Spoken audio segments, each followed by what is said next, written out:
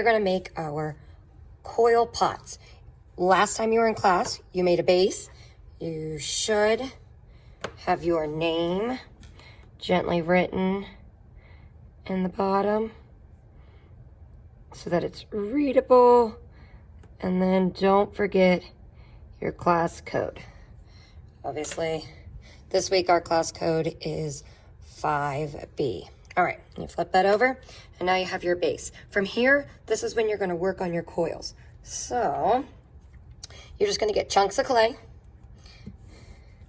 You're gonna squeeze them so there's no air pockets, kind of get them started. Now remember, when you're rolling a coil, you want to roll from fingertips to the palm of your hand.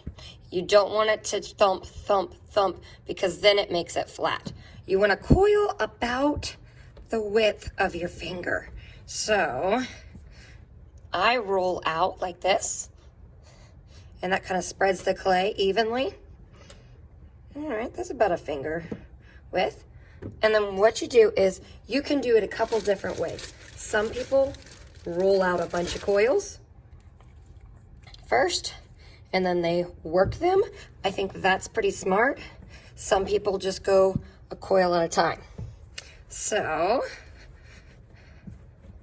let me roll up some coils. Okay, so now I have a couple of coils. I want to go back to my slab base. So what you're going to do is you are going to create one coil. No matter what kind of design you're doing, you want to put a coil on your base. First coil. Slipping and scoring, however you want to say it. First, you just scratch the surface. We've got our handy dandy toothbrushes. I have a different kind of clay in this bowl, but that's okay. I think it's just a little looser. It'll just help with getting it kind of scratched. You could do the same thing with your coil. This clay is very moist, so I think you won't have to be too concerned with your slipping and scoring today, but just making sure you fuse it together. So I lay it on top so that it fits my base. I take my stylus tool and I slice both sides. And then I fuse this all together. So, like I said, it's pretty wet clay, so smooth that away. Let me move these so you can see a little better. I'll even bring it up. Okay, so right now, if I were to pull, the slip is kind of working like a glue to keep it together, but you can fuse the first one on the outside, and it's just like we did on our cartouche. Just kind of smooth it up, and you'll want to do that all the way around. And then I like to put a couple of little spots to kind of connect it on the inside as well. Okay, let me smooth this out. Okay, so now that I have my first coil on my base, it gives it a little more stability. You can see that. Feel free to smooth this out to your liking, but I'm gonna keep going for demonstration purposes. Now, again, you can do the same thing by just adding coils and making your pot taller. I'll cut these. I'm just showing you how tall I could actually make this pot with just these coils, how big this will get. Obviously, I would cut those off, but look, if I turn that, man, it's like a cereal bowl, right? So, if that's what you want to do, you can, but I like to just kind of add some fun. Once you have that base on, I wouldn't probably add more than what this is going to be 5 coils. So I wouldn't go too crazy with your height as much as I would with your design. So like I showed you in the other video, let me slide this guy over. I'm going to make a few different types of coils. So I can roll a coil like this. And so a spiral coil is kind of neat. You do want to fuse it together and then just find which side you like better and then put that one on the outside. Okay, there's one. And again, I recommend you make all your coils first. So if you're gonna do spiral, go ahead and make them all at the same time, kind of getting the same sizes. There's two. Put those two off to the side.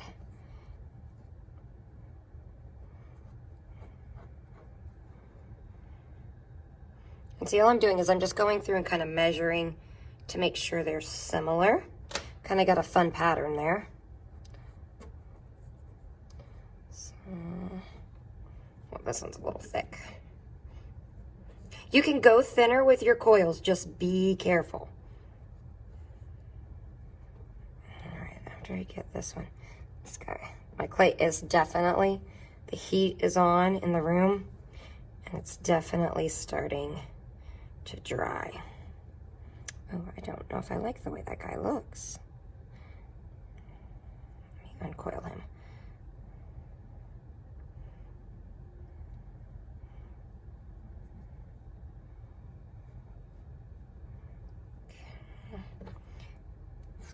Okay. Now you would want to make sure you slip this together so it's not coming undone. You're fusing it as one piece.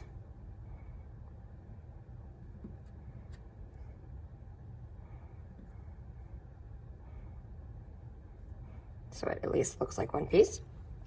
And then from here, you can decide where you want to put them. Now, if I wanted to make more coils, I could go through here and just go all the way around with my coils, okay? Do something like that and keep going. And then that gives me, I'm gonna take you from here, that gives me that height, okay? See that height there? But I think if I spread these out, it's gonna give me some spacing. So I'll have some space between each coil. And I can, and same thing, whenever you add something, slip and score.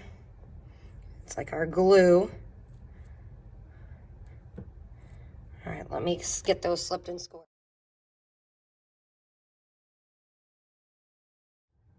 Okay, so I've got my coils attached. A couple things to remember. Don't lift yours up. I'm lifting it just so you can see what I'm doing on the camera. Second thing, keep in mind the integrity of your coils. So as I'm working, look what's happening. My coils are starting to smear and smooth together. And I don't want that. I want people to be able to see those coils. So feel free at any point to go back and kind of clean up those coils. Okay, that one looked pretty good. This one will be all right. I tried to just fuse them where the coil came back to the piece, kind of like snail shells almost, right?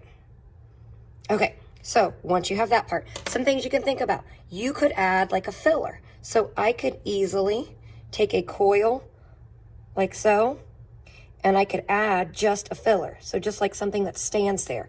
You could even use, so what I mean by that is I could add them the same length, go ahead and measure them, and then just cut them with your stylus so they're all the same size. Oh, I guess I need one more, don't I? Get one more here. And as you're working any extra clay, just kind of push it to the side, no matter how big or little it is, because you can always go back and use that. All right, so I would slip and score by adding these in here, okay? Because they are still coils. Obviously, they're gonna fall down, but you can kind of see what's happening there. Another option is you can actually take clay and make a sphere, like I showed you. And you could even fill them. You know, you could even put spheres inside. So I'm kind of digging the straight coils there. Another thing I wanted to show you, just like I showed you on the other video, is you can make those S curls. So depending on how thin or how thick your clay is, I have a space there. If I wanted to, I could do kind of the S coil. I don't know if you can see what I'm doing. So I coil up on one side, and then I coil the other way. Oh, I think it's kind of long.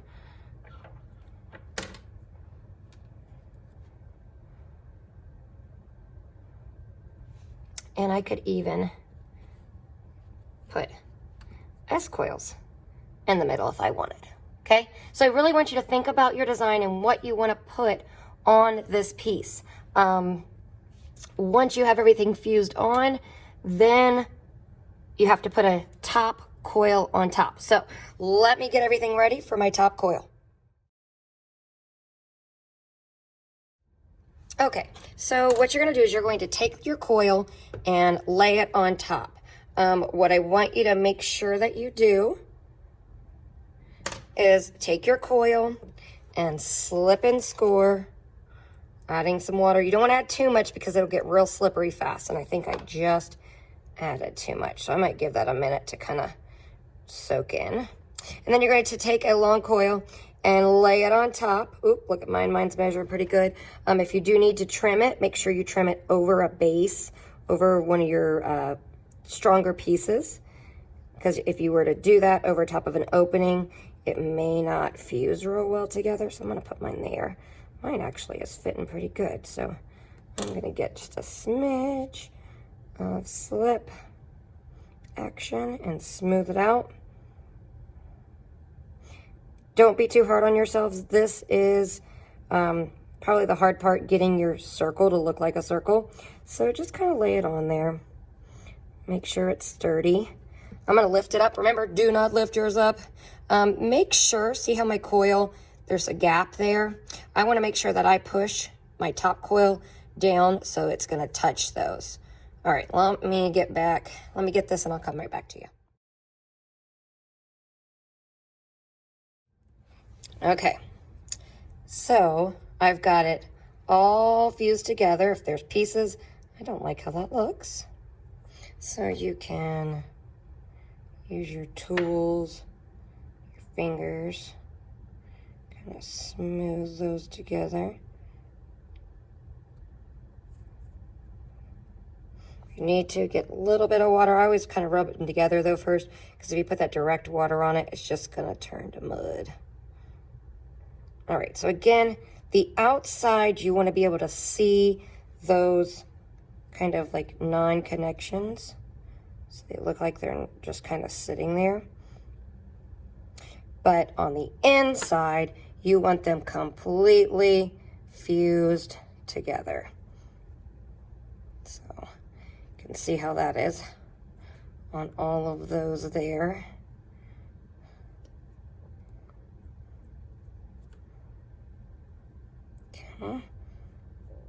Now you can just kind of go through and smooth things out. Now, I feel like I'm done with mine. So I'm ready, double checking to make sure I can still read my name, Mrs. Schroed. My class code's looking a little hairy. I'm gonna go ahead and put in 5B. And my S is looking. It is always important to make sure you check your name and check and make sure someone else can read your name as well. Okay. All right. Well, there we go. That is a 1 coil pot, slipped, scored, ready to go and dry. It'll be green ware once it's dry, and it'll look a little darker, or actually a little lighter.